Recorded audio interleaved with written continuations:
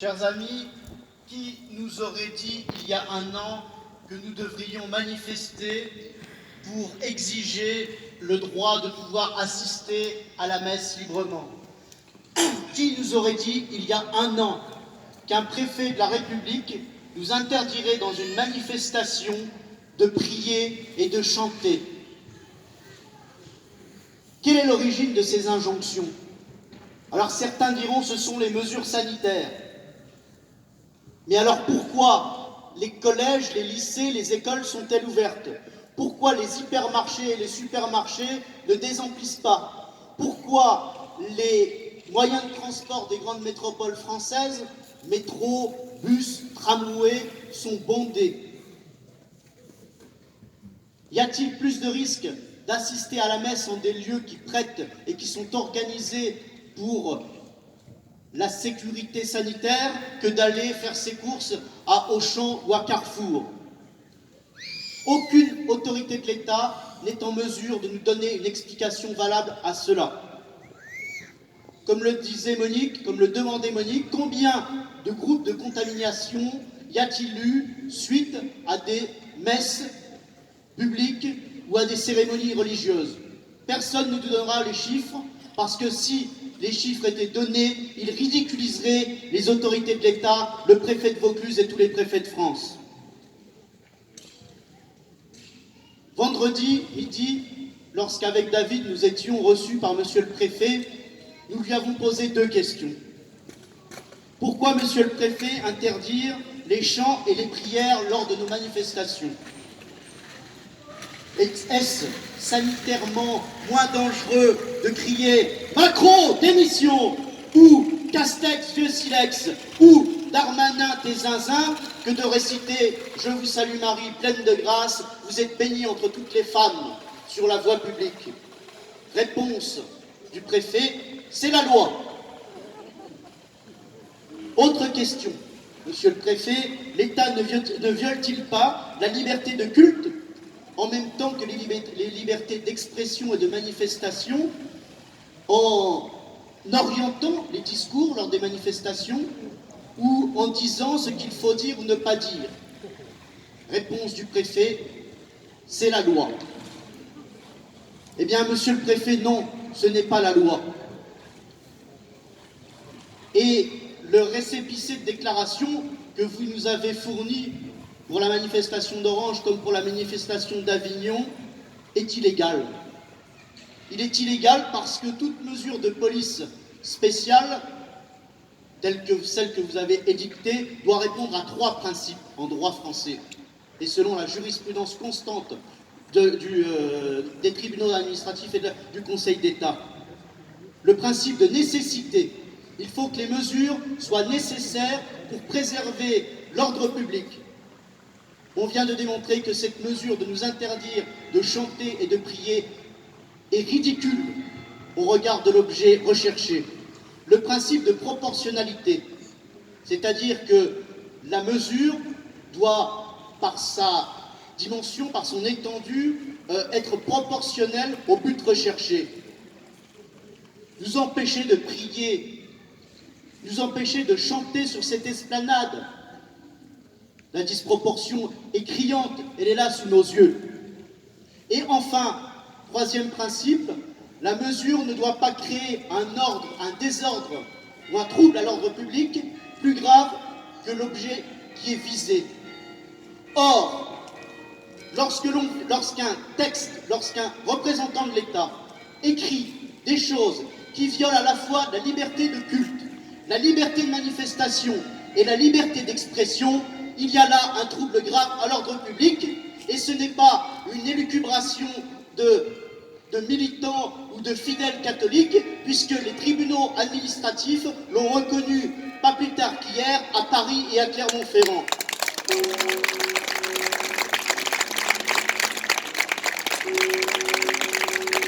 La France est le seul pays, avec l'Irlande, de l'Union européenne à avoir interdit purement et simplement les messes publiques.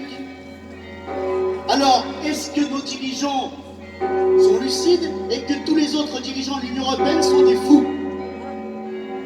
Je vous laisse le soin de répondre à cette question.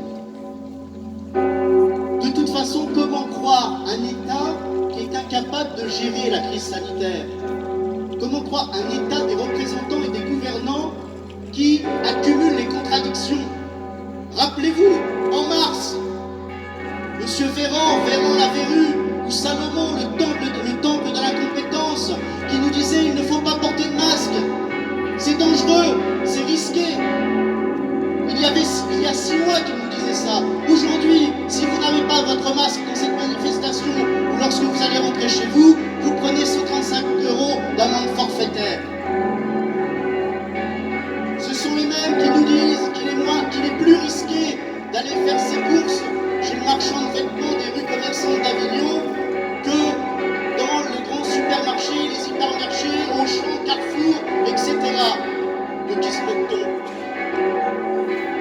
Comment croire un État qui nous impose des mesures qui ne sont que la conséquence de la démolition progressive qu'il a organisée de l'hôpital public, de la démobilisation, de la démoralisation des médecins et des infirmières, et même de leur réduction en esclavage? Comment croire un État qui nous empêche de crier dans la rue, qui nous empêche de chanter, et qu'il y a 15 jours à Dijon a laissé des militants d'un parti étranger turc manifester dans les rues de Dijon, armes en main, sous le regard impassible de la police? Dans quel pays sommes-nous? Monsieur le préfet, est-ce que vous n'avez pas autre chose à faire que de convoquer 2 jeunes militants un vendredi midi alors qu'il y a des miliciens armés qui manifestent dans les rues de certaines villes de France?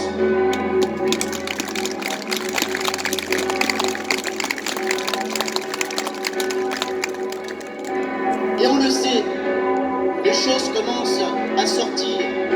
Ce n'est pas la situation sanitaire qui motive ces mesures. On nous l'a dit. On ne peut pas vendre ceux qui nous l'ont dit. L'État craint qu'en nous laissant prier sur le domaine public, qu'en nous laissant chanter sur le domaine public, une autre religion, l'islam, qui existe en France, ne se rassemble, ne prie et ne crée des débordements que l'État ne sera pas en mesure de maîtriser. Voilà une des raisons qui motivent les interdictions dont nous sommes les victimes.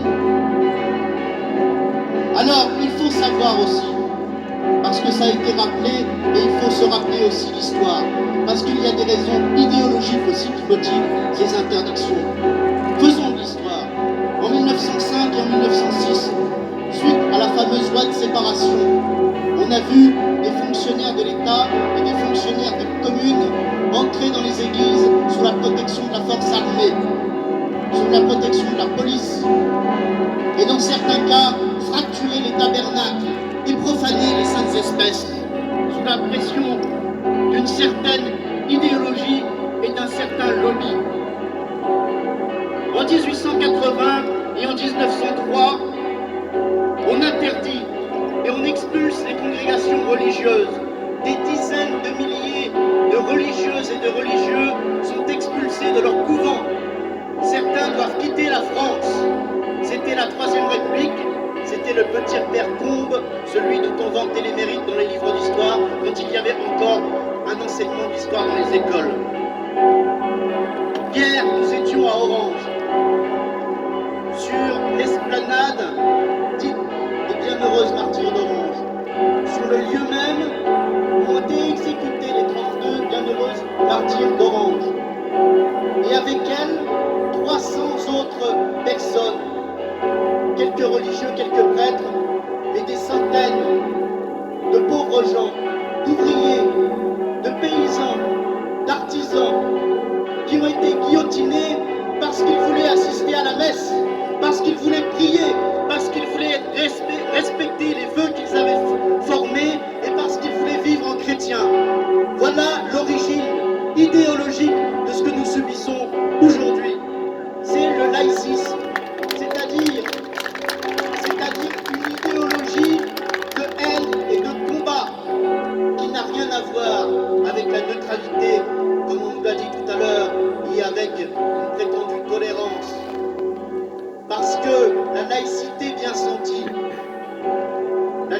saine, vraie, apaisée. Ce n'est ni la République qui l'a inventé, ce ne sont pas les philosophes des Lumières qui l'ont inventé, ce ne sont pas les doctrinaires de la Révolution française qui l'ont inventé. Celui qui l'a inventé, c'est notre Seigneur Jésus-Christ. Et son droit de propriété intellectuelle est inscrit dans l'Évangile. Rendez à Dieu ce qui est à Dieu et à César ce qui est à César. Voilà l'origine de la laïcité, celle qui distingue mais ne sépare pas. Leur laïcisme, c'est du séparatisme.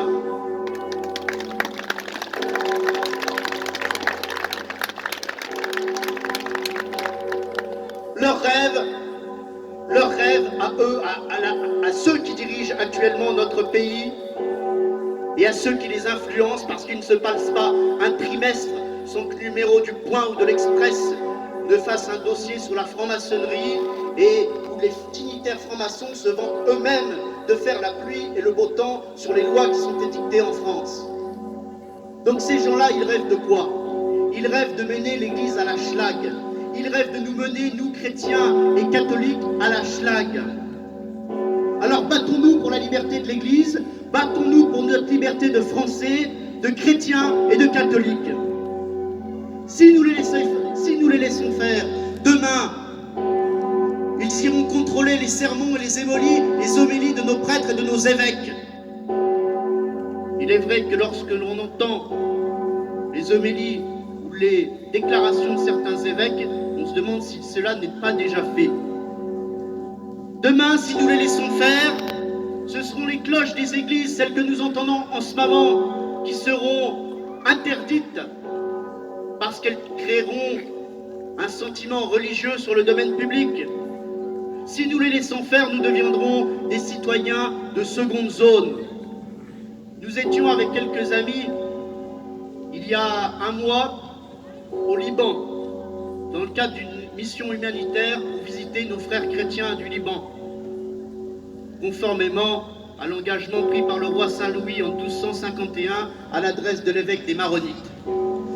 Là-bas, un ami libanais nous a rappelé une anecdote. Une question posée par un journaliste à Béchir Gemayel, qui est devenu président de la République libanaise. Il ne l'a été que 22 jours, puisque au bout de 22 jours, il a été assassiné en martyr. Et le journaliste demandait à Béchir Gemayel, « Monsieur Gemayel, pourquoi vous battez-vous? Que voulez-vous » Et Béchir Gemayel de répondre, « Je me bats pour rester libre. Je me bats pour ne pas vivre en réfugié dans mon propre pays et pour ne pas vivre en réfugié dans aucun autre pays. Et je me bats aussi pour avoir le droit de faire sonner les cloches de mon pays quand j'en ai envie. » Eh bien, mesdames et messieurs, nous aussi, nous voulons rester libres. Nous ne voulons pas être des réfugiés dans notre propre pays. Nous ne voulons pas être des réfugiés dans aucun autre pays. Alors, nous n'avons pas le droit de prier sur le domaine public, même si les tribunaux administratifs régleront la question dans quelques jours, comme ils l'ont fait à Paris et à Clermont-Ferrand. Mais nous pouvons demander à Notre-Dame-des-Dons de prier pour nous, de prier pour qu'elle nous permette de conserver la foi, la persévérance et le courage. Nous pouvons demander à Notre-Dame-des-Dons de prier pour nous garder l'espérance, pour que nous gardions l'espérance et que ceux qui l'ont perdue sont en train de la perdre, la retrouvent. Nous pouvons prier Notre-Dame-des-Dons par charité, parce qu'il faut toujours, nous sommes catholiques, penser à l'universel, par charité, que Notre-Dame-des-Dons prie pour les chrétiens d'Arménie qui sont actuellement chassés de leur terre par une idéologie totalitaire. Prions pour qu'ils aient le courage de résister, comme le font certains qui restent malgré l'envahissement de l'islam totalitaire, ainsi que des moines et des prêtres qui vont rester sur leur terre. Et enfin, chers amis, je voudrais terminer par la lecture